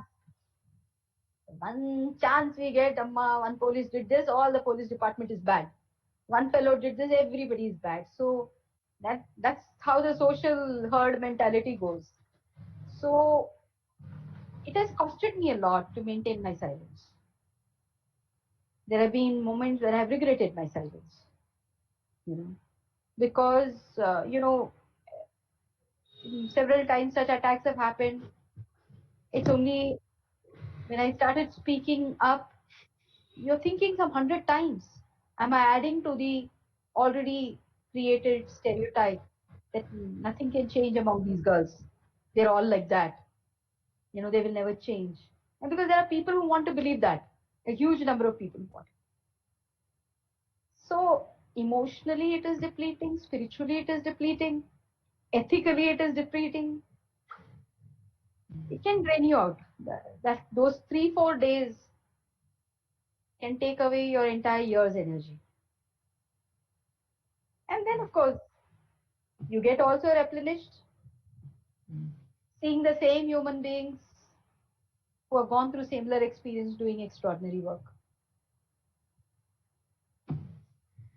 Could you also share some of your stories of uh, integration of your children, whether you got them married or into the Hmm. families? My children are doctors, they are lawyers, they are MBA graduates, they are television camera assistants, they're security guards, they are masons, they are gym trainers, they are caregivers in hospitals, they are patient support attenders. My children, my young girls are spread across in different parts of the country. Several of them have got married by themselves. Uh, Close to 8 9,000 of them have chosen me to be the person who will do and conduct their marriage. It's their choice. So there are girls who get married and do not even inform us, thinking we don't want a reminder of the past. We don't want any connect from Prajwala because that will be reinforcing where we came from. Several thousands like that. But there are also several thousands who say no. We want to acknowledge her as our mother, and we want her to be the person who will solemnize this marriage for us. And I have more than 285 grandchildren from from from my children who have chosen to come back for delivery with us. I have no clue about all the others who are everywhere. These are the girls who felt like, okay, I want to go back to my mother's house for my delivery and things like that. There are many who come back and stay with us for 6 7 months. Several of them who come for festivals. Tomorrow it will be a big jing bang of all kinds of girls coming from everywhere just to wish me. So yeah, it's a large family. It's a family that I feel very, very deeply connected. And I don't want this kind of family in the next Janma. I don't want. I don't want this relationship to continue into another life and all that stuff. But so long as in this life, it's a beautiful, beautiful world of extraordinary human beings whom I can call my own. Mm. Right. So this is from one of your earlier blog posts, if I'm not wrong, in 2010. So you start the blog saying, "If only God comes in front of me, Yeah. I will surely kill it with all the anger that I have." And then the end of the blog, you go saying, and then you start feeling the experience, this journey, which has kind of changed from within, and also start experiencing all over. And you also kind of start believing in the miracles of everyday lives for the bigger battles that you want to hold on to. Could you also tell us about the spiritual journey that you go through along with the emotional and the physical? I am a very spiritual person from the beginning. My spiritual strength is one of my binding factors. But in spite of a very grounded, very strong spiritual energy that keeps me going, there are moments that I've had where I have been very, very Meaning, I'm not able to understand that distality. I'm not able to understand how can a human being treat another human being like this. And if there is somebody called as God somewhere, how could he or she sit there and watch this Shuma like that, you know? Uh, One such incident was when this child was brutally gang raped and her entire intestines were outside and her rectum and her vagina is completely uh, open, and we were holding the child with all the intestine in our hand and rushing to the hospital. And it is, you know, one of those moments when you say, bloody, you know, somebody called us God. You want to kill this person. How can you allow this to a human being? You know? But then, you know, as I am growing old and as my spiritual strength consolidates, I am able to understand that this the evil is there for us to understand the good, you know. But I definitely hope such evil does not exist, you know. It is God realization, and it is an energy and a commune with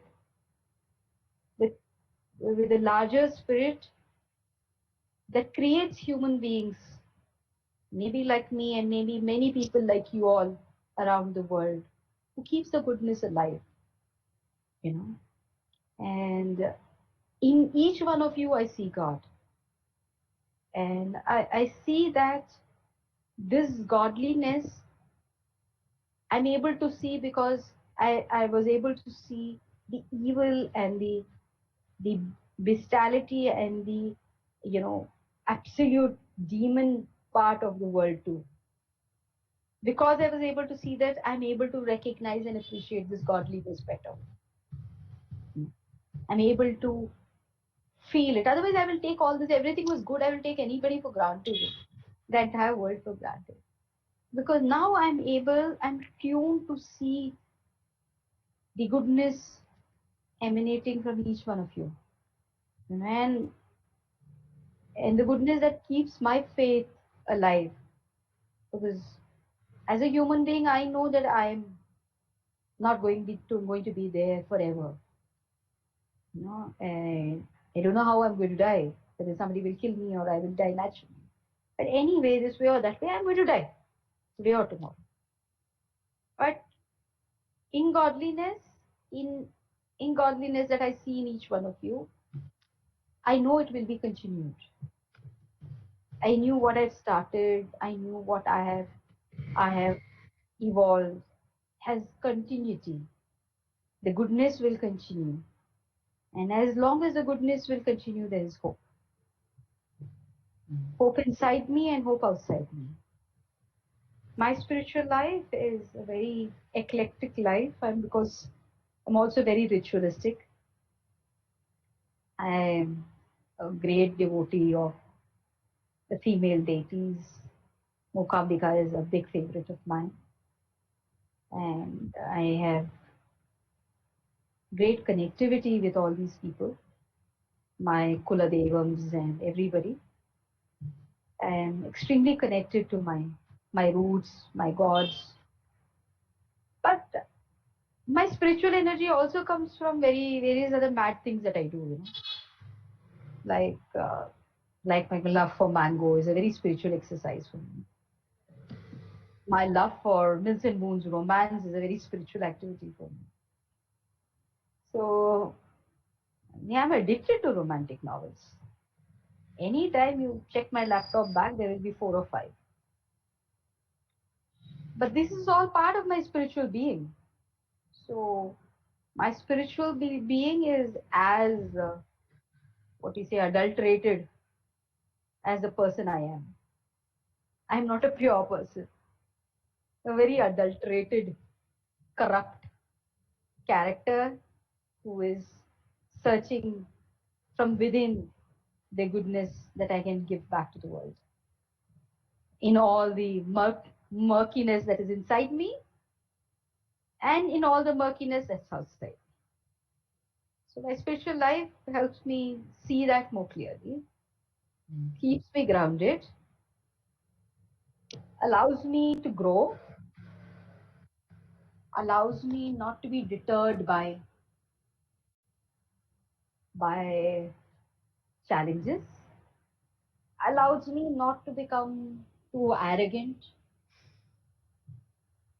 with the sound of the applause and the accolades, yet provides me the understanding of drawing my boundaries, even at the expense of being called arrogant. Uh, you know, it's my spiritual strength that keeps me going. I I'm living a full life at my own terms and conditions. mm. So the next question is but you don't really go visit your children who are in the deathbed the Mhm. last 2 days, but you also cremate all of them by yourself. Why is that so? What happens between these two stages? I don't know. I have, that's what I said when I draw my boundaries. No, so the boundaries that I draw to emotionally keep myself safe, and you also want to make yourself immune and secure with an armor of safety. And one of the most depleting and emotionally petrifying things for me is to meet a person before they die and actually scared to see, look into their eyes. And my fear is I will see accusation. You know, Mm, why did you bring me out to kill me? Why, just as I'm starting to live, I'm going away. And somehow I'm just not able to answer to those questions. I don't have those answers, you know. I don't know how to answer to a child, who with great difficulty I have made her believe in life, believe in believe in existence, believe in dignity and everything, and then the day she starts believing, she's already leaving. It's very difficult for me to explain to her the the, the entire thing. So I avoid as a practice to meet people before they die, but I make it a it's mandatory for me that if I'm in the city that I cremate or bury mm, the child because I believe the child should be accorded the highest level of honor that I can provide. And uh, giving it to one of my staff, I'm not sure whether they will feel they will do the way that I want them to do. More than that, I'm not sure whether the child or the girl will feel that she's been honored.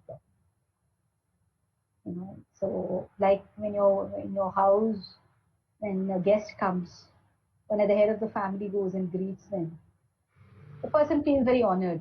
Okay, the father came and met. Just imagine if the parents were all inside and one of the youngest child had gone and greeted and made them sit. Maybe the guest would feel not very honored in that house.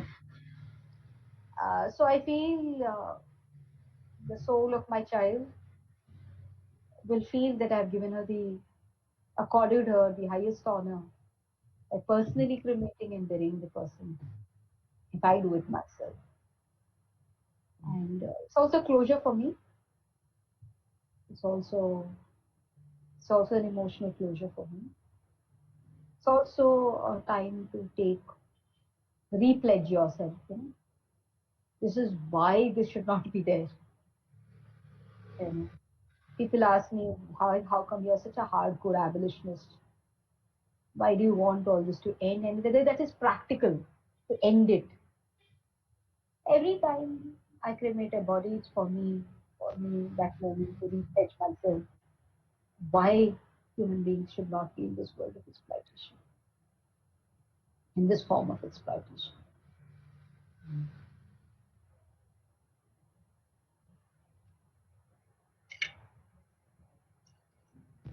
I'm losing your voice. Can you hear me now? Yeah, yeah. Right. So, could you just share a few words about your filmmaking? Because there are more than 15 to 16 documentary films, if I'm not wrong, that is in different languages. And also now Bangaru Talli has won a lot of national fame. So, could you share a few words? And also on the making of the film itself. So let me tell you this. You're putting filmmaking as the last point. It's actually my bread and butter. I'm a film producer, and that's what gives me khana because I am a full-time volunteer in my mission. I don't take a salary from Prajwala. I never taken a salary from Prajwala. So I make feature films. I make documentaries for a cause as a CSR activity of my company. My main job is to make movies. The only thing is we make movies. I'm blessed to have a spouse who's a film director, Rajesh Tashreva. So he's the director of all my movies. I know only one director in my life. It's not like I'm running this film production company where other directors can come in. It's a family production house, and both of us believe that we have to demythify human rights issues and make it, there was a time, I don't know, you guys are very young, but at least when I was younger, 20 years back or 25 years back, something called as an art film, you know. So art films were very arty. It's like you lick a leg, it will go toing, toing, while there's the sound of a violin, and the leg will be seen for the next 10 minutes like that only, or the eyes will be seen. So I felt that, by making, such films, which is so called on several human rights issues, people don't watch it because it becomes so arty. you know it's not for common consumption. Meaning I would run away from such films. Some of these national awarding Chidambaram films, I don't even want to watch. So like, yeah, this is not moving. Move from one frame to another frame. So I got into movie production in 2013, and in 2012 actually, when I seriously started looking at also, getting into something which is economically viable, and without moving away from, because one particular thing that I'm unable to do, Kaushik, is that I can't live a dual life. Meaning I can't be something here and something there. I have to be only one person. So keeping the fact that I'm a human rights person here, how do I carry the same human rights space into my filmmaking thing? So I have to do exactly what I can do in my this space. So I can't say that I will do something else here because I want to earn money, but only in my charity time I will do this. It doesn't work like that. So I got into human rights films making on cause and issues which bothers me, and I started my first film with a true story where I was a witness to, of this young girl whose father was a trafficker, and this girl, in very strange circumstances, gets trafficked herself. It's Na Bangaru Talli, and some of the minimum guidelines that I had given Rajesh was, you know, the film should be, we should be able to, even a 5-year-old child should be able to see the movie. It has to be a family entertainer, you know. So there is sex involved, there is rape involved, everything is involved, but do it in a way that even a 5-year-old child can see it. So, and the amazing genius that he is, he did, he did that. He made a fantastic 2.5 hour feature film in Malayalam called as Ende, and in Telugu called as Nabangaru Tadi, which went on to get 3 national awards, uh, 19 international awards. But more than that, although we were, because it was our first time, we got solidly hoodwinked. We sold our satellite rights for very less rate. But the channel made crores of rupees thanks to our film. In 1 year alone, that particular channel, I don't want to mention the name, uh, they had close to 80 to 90 times that they retelecasted the film Mm. on popular demand. It took the channel on the highest TRP rating in the first week itself because people who could not see it in the theater um, saw it in the television. And of course, the making of the film was very, very tough for us. Um, the money was all from our own money and our own savings, and I started crowdfunding and all kinds of things. And I thought making the film was one big challenge in my life, but making a film turned out to be a cakewalk. Mm. But what was the real challenge and the big challenge was taking it to the theaters. I faced the entire mafia there, the film mafia there. I actually faced it, where I would show my film to distributors and they would say, no, we can't. It's a fantastic film, but sorry, we can't. Uh, we will not. This kind of one gentleman, the big time producer, distributor in Andhra Pradesh, big time, super big time. He saw the film, called me up in the night, Sunitha, I'm still, tears are pouring down my eyes. And, I want Rajesh's number. And then he called up Rajesh. And, oh, Rajesh was driving and stopped. And he says, wow, this is like, oh. I said, both of you all have to come and meet me tomorrow. So now I'm thinking next day morning, and I'm going to him that everything is done, deal. Now my movie is sold. So he went on and on. What a great film! Yeah, this is such a huge thing. It charms you. You've done it so differently. The making is so good. It's an absolute family thriller. You know what? And blah blah blah blah blah. Went on for half an hour, and I'm like, my expectation is now reached this high. And oh God, my movie is sold. And then he says, I'm sorry, I can't take this. I said, why? You said it's such a good movie. He says, no, no. If such kind of movies come in Telugu cinema, we will be going the Tamil cinema way.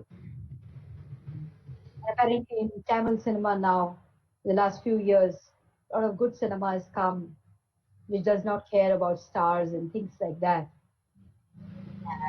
Uh, we don't want to go that way. It's another tragedy that now everybody has to go that way. After the lockdown, it's only the content that will work. It was such a disappointment and a slap on my face. I then decided to distribute it myself. So I went, crowdfunded. There's this young gentleman called Kannan in Bangalore who gave a big part of his savings to me. Your fight is my fight. And so we released it in 40 days. The movie came out of the theaters not because it did not do well. It came out of the theaters by the intimidation of producers calling up the theaters saying that if you don't remove this film, we will not give our film to you. It went on the television.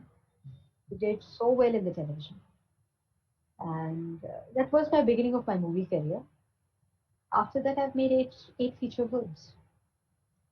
Um, my latest is as a co-producer, Atul Kulkarni's Starrer crime thriller. So we pick up real stories, we pick up human rights stories, we pick up real stories, we pick up crime thrillers, and we pick up stories that we want to see and tell it in the way that we feel comfortable. I love music. I love I love all the colors that the celluloid brings in.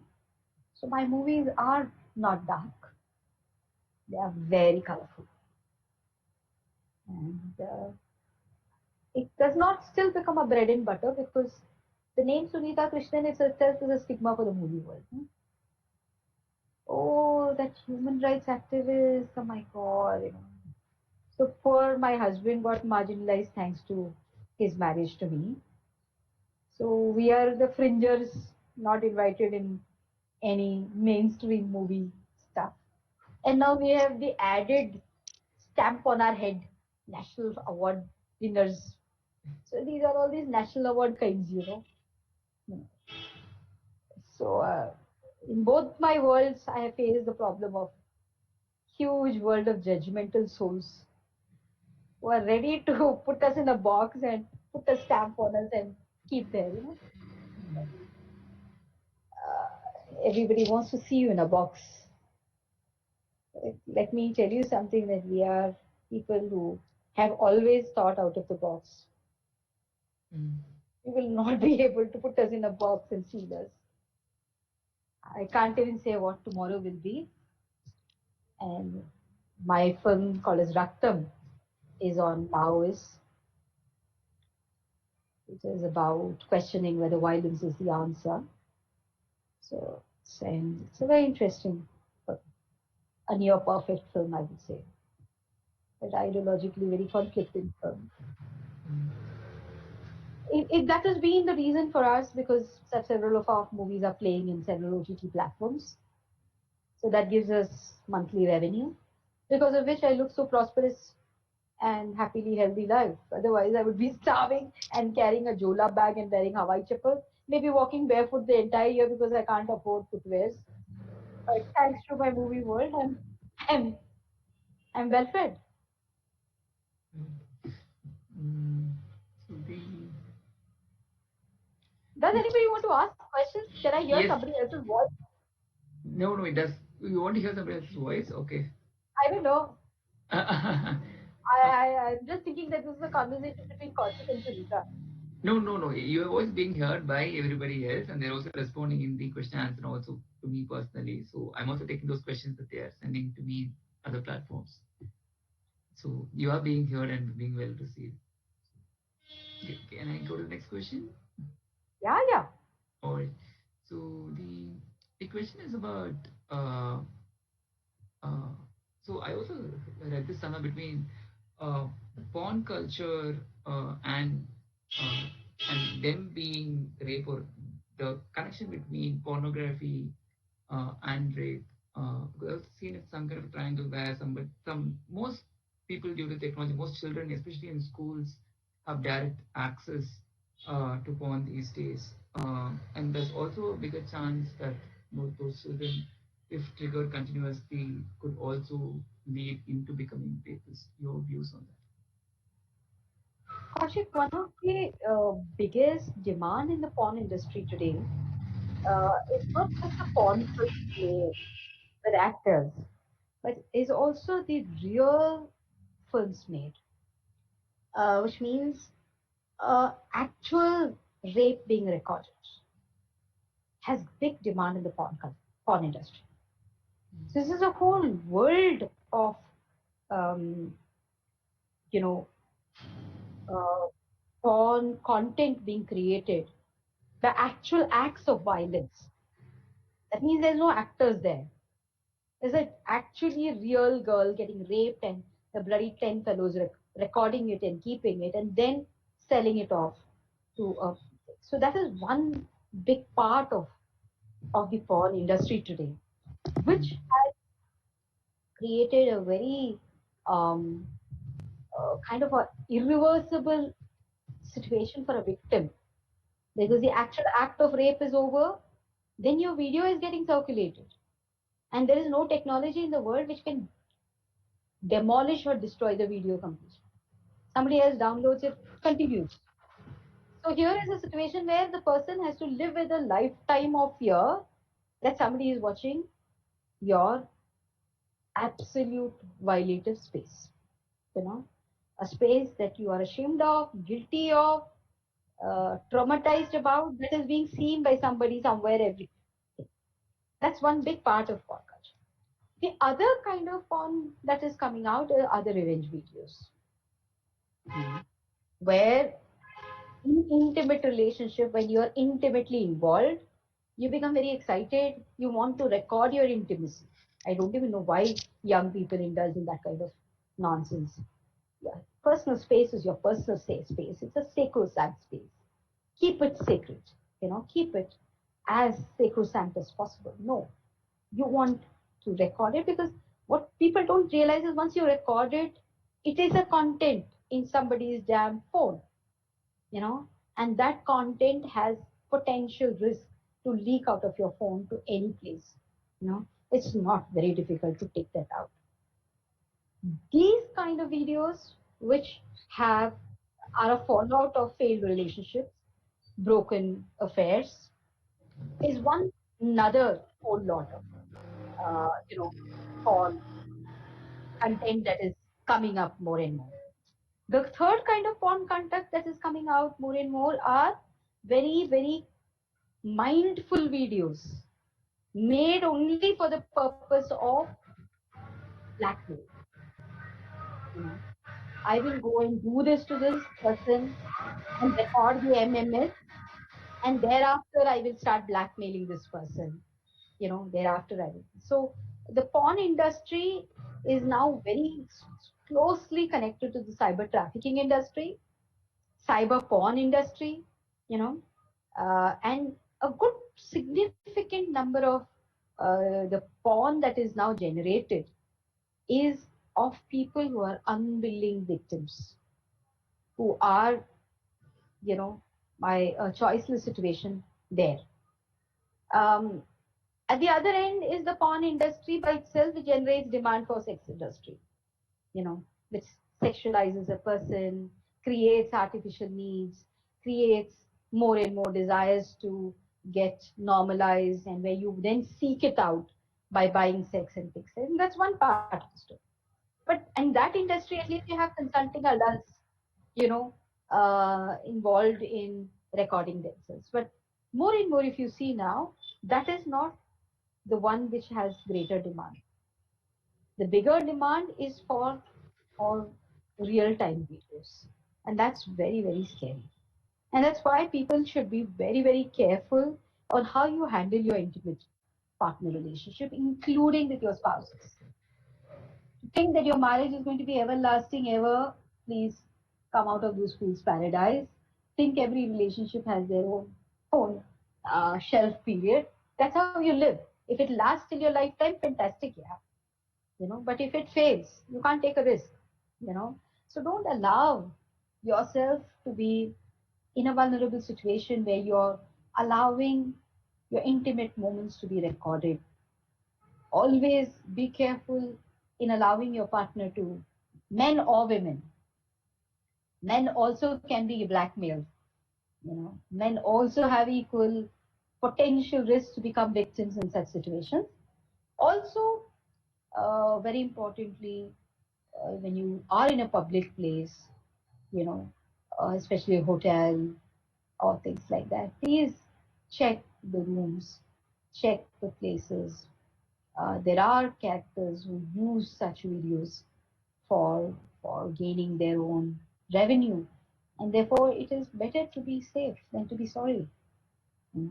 So take all the precautions because yes, very young people today, and this boys' room is a good example of what happened in Delhi, is the kind of teenage sexualization that you see, and the kind of very violent sexualization that you're seeing today. Um, there's somewhere where uh, we need to find a full stop. Porn corrupts the mind. There's no way that it does not corrupt the mind, because how do we gauge who will get addicted and who will not get addicted? So I I've seen too much of damage for very young people coming from very economically advantaged and privileged backgrounds, who had the privilege of being safe, yet they hampered it because they were not cautious enough in their intimate relations. And today, not only they live in a world of guilt, but in a world of constant fear, which leads to so much of paranoia, you know. And unfortunately, not anybody in this world can take away that fear from them, you know, because I cannot make a false promise and say, the content that has gone out can be completely destroyed. It cannot be destroyed. It will never be destroyed. Understand that. And that is why please take all the precautions, be careful so that you are safe. And men and women alike. Right. 11:30, Kaushik. Yes, yes. We are at the end of the session, yes, and we could close with your last few words that you would like to share for the humanity, maybe, or for the younger generations to come. I don't know, Kaushik. Only thing I would say is that, um, there is no need for us to normalize and institutionalize the wrongs of the past, you know. But the wrongs will never become right if all of us don't stand up for it, you know. So you can't believe in a better world if you don't actually put an effort to build that better world. So if you want to see a better world, then become a partner, become a change agent in that better world, wherever you are, as a student, as a teacher, as a professional, in the virtual world, the physical world. It's about how you live, how you behave, how you think, how you lead your family lives. What is the kind of things that you will tell your children? How will you bring up your son? How will you bring up your daughter? How will you work as an employee? How will you be as a citizen? All these contribute to a better world. Believe that you have a big role to play to make this world a better place. Making this world a better place cannot be the exclusive responsibility of the few. It cannot. It has to be the 100% responsibility of the all, of each one of us. And all of us have a stake in it. All of us have a role in it. And all of us have a duty to, you know, to ensure that the humanity within us is alive. And we need to maintain that in spite of the wrongs, the cynicism, the bads that happen in this world, there is hope. There's hope. Thank you. So we have a request that to all the participants here at the end of each session, we request you to please write about this session, about the work of Sunitha and Prajwala, because we believe that's a word of mouth reaches a lot of people than anything else. So please do write on your social media or your blog or mail, and please do share it with your friends. That will be the biggest uh, giveaway that we could give to Sunitha back. So the request from Cuckoo at the end of all sessions, and also wishing Sunitha a very very happy birthday and wishing you a lot of mangoes tomorrow and a lot of normal stuff tomorrow to you. After making such a bloody worldwide announcement, if people don't give it, no. These are also subtle ways of telling people, oh, send me mangoes, send me mangoes. Thank you so much. Many people are giving it to me. I have a farm in my campus, and the whole world of my people are saving those mangoes only for me tomorrow. So please don't send any mangoes. I've got enough. I will have a lot. If you're sending me some mangoes, then send some rare ones, which I will not get in Hyderabad. All But right. thank you so much. I Thank must so you. much appreciate that you have given practically a good number of them have given so much of their time. 2 hours is not a small thing. Thank you so much. And Kaushik, Thank thanks you. to Cuckoo. You never told me why Cuckoo Conversations, but do write to me or send me a WhatsApp message why Yeah, I'll do and that. not crow or vulture or pigeon or parrot conversation or something like that. All right. I will call and Thank explain that to you later session. Yes. Thank you. you. Thanks, and thank you all for joining.